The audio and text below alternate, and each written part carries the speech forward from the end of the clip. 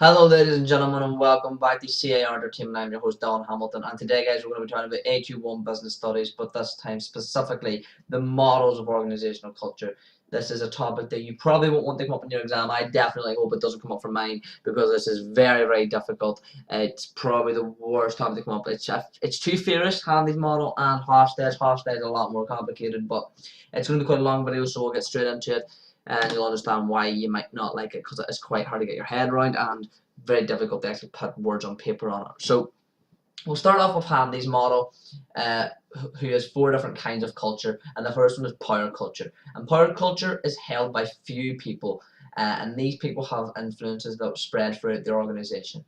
The key features is that there's few rules and regulations. The employees will be judged by what they achieve rather than how they act. There will be quick decision making, strong culture, and the leadership is usually autocratic.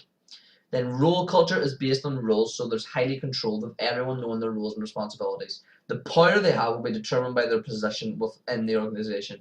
It is built on structures with a tall and long chain of command, meaning there's slow decisions with less risks being taken, and there's a massive feature of bureaucracy. Task culture then is whenever teams are formed to address specific problems, such as power shifting will depend on the mix of team members. If there's people who focus on HR or to sales, I don't know, different things like that there. And then you have effective, task culture's effectiveness is largely determined by the team dynamic, which is what we just said, the power shift dependent on the mix of team members.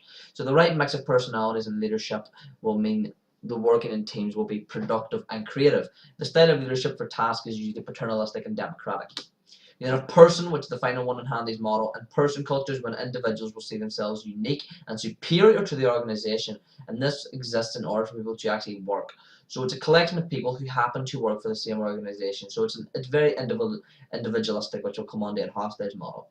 Staff will have similar training and professional expertise, which will be shared, and it's usually through a democratic leadership as well. So HOFSTED'S six-dimension model, the first form here is individualism versus collectivism. So if you have high individual characteristics, then you'll have a high value placed on time, and there'll be a need for privacy and freedom. People will have the enjoyment of challenges, and there'll be an expectation of reward for their hard work, and there's also going to be respect for privacy. Now, in order to achieve this in your business, you will have to acknowledge individual accomplishments, you will not allow them to mix their work with their social life, and you'll encourage the expressions of people's ideas. However, in low individual characteristics, you'll have an emphasis of building skills, becoming the master of something. So you'll master your craft. You'll have to work for intrinsic rewards, and maintain harmony will be overriding moral issues. So to achieve the low individual characteristics or low individual value, you will have to suppress feelings which may endanger harmony and avoid giving negative feedback in public. Do it in a one-to-one situation. The second dimension is power distance. A high PD score will indicate that the culture accepts and encourages bureaucracy with a high respect for authority and rank. A lower PD culture will encourage flatter organizational structures and a greater personal responsibility of autonomy. The tip to achieve a high PDI is that you need to be aware that you need to go to the top for answers, and you have to acknowledge your leader's status. So an outside attorney circumvent his or her power, but don't push back explicitly. Then if you want to achieve a low PDI, you'll delegate as much as you physically possibly can and involve all those in decision making who are directly affected by the decision itself. The third dimension is long-term orientation, which is when different emphases of national culture have on time horizons for a business planning, objective and performance. So if you score highly in long-term orientation, you'll have a pragmatic, modest and long-term oriented culture. But if you score lowly, then people will be religious and then nationalistic, and self-enhancement will be important. If you want to be pragmatic, then you will behave in a modest way and avoid talking too much about yourself, so people are more willing to compromise. But if you want to be more normative, then you'll sell yourself to be taken seriously, as people are less willing to compromise, as this they feel would be a sign of weakness. Your then fourth dimension is masculinity versus femininity. Again, don't think this is sexism, it's just based off hard statistics. So if you're masculine, you're more hard-edged and fact-based with an aggressive style of decision making, while more feminine characters have a greater degree of consultation and intuitive analysis. So if you want to achieve a high masculinity, then you'll be motivated by precise targets, and long hours will become normal, and you'll recognize opportunities and risks. But if you want to achieve low masculinity and high femininity, then you'll avoid an old boys club mentality, although they do still exist. A workplace flexibility and work-life balance is important in terms of job design as well, and low masculinity. Then you have uncertainty avoidance. If you have low uncertainty, then there's a willingness to accept more risk and work outside the rules and embrace change. This is featured of more an entrepreneurial culture. Higher levels, that you'll have support for rules, data, and clarity of roles and responsibilities. If you want to achieve high uncertainty avoidance, so if you want high uncertainty, then you'll recognize unspoken rules or expectations that need to be learned, and you'll recognize emotion and hand gestures play part of the conversation. Tips to achieve a low uncertainty avoidance is that ensure people remain focused and don't create too much and to learn, and titles are less important, so you give respect to those who cope under all circumstances. The final dimension of the 6-dimension model is indulgence versus restraint. Indulgence is a society that allows free gratification of basic and natural human drives that are related to enjoying life and having fun, whereas restraint is the society suppresses gratification of needs and regulates by the means of strict social norms. So if you have high indulgence, you'll be optimistic and you'll have the importance of freedom of speech, and you'll focus on personal happiness. And tips to achieve this is that you encourage debate and prioritise feedback.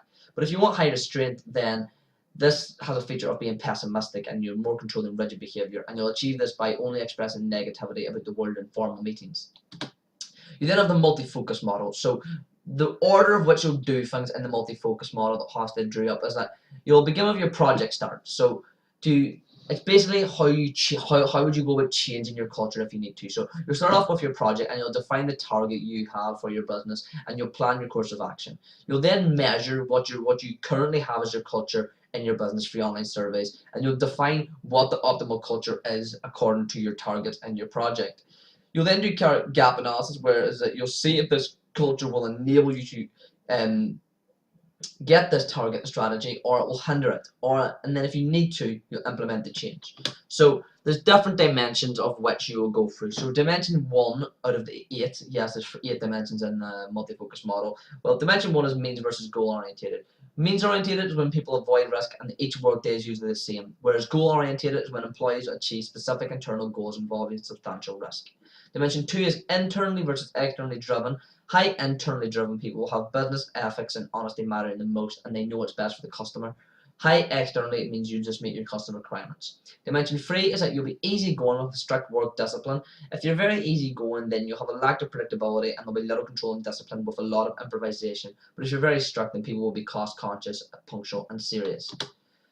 Dimension 4 is local versus professional. The local sort of side is whenever employees identify with the boss and are internally focused with a strong social control, whereas professional have the identity of the employee being determined by their profession and the content of their job, such as an accountant. Dimension 5 is open versus closed. So if you're very open, the newcomers will be immediately welcomed with essentially just anyone can fit in the organisation. But if you're very closed, then that's sort of the reverse of that. Dimension 6 is employee versus work orientated. So if you're very employee orientated, your staff will feel personal problems will be taken into account by the organisation, and the organisation will take responsibility for the welfare of their employees. Whereas if you're very work orientated, there will be heavy pressure on the employees to perform the task. And finally, dimension 7 and 8. So dimension 7 is the degree of acceptance of leadership style, which is the extent to which employees will consider the leadership style chosen by managers to be their own preferred style. So if the chosen style is acceptable to the employee personally, then it's likely the productivity of that employee will rise, and they'll have higher, and there'll be more morals, and the morals will be high. But this also goes vice versa if they don't like the leadership style and worse productivity, etc.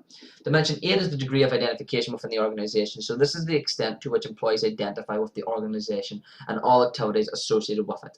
It may be that people identify strongly with many aspects of the organisation, but not all of them. It's also equally possible that an employee doesn't consider them important enough to even contemplate forming an opinion, which is more often than not the actual case. Thanks for watching this video. I know it's been quite long, but I've been Dylan Hamilton from C.A.R Entertainment, and I'll see you next time.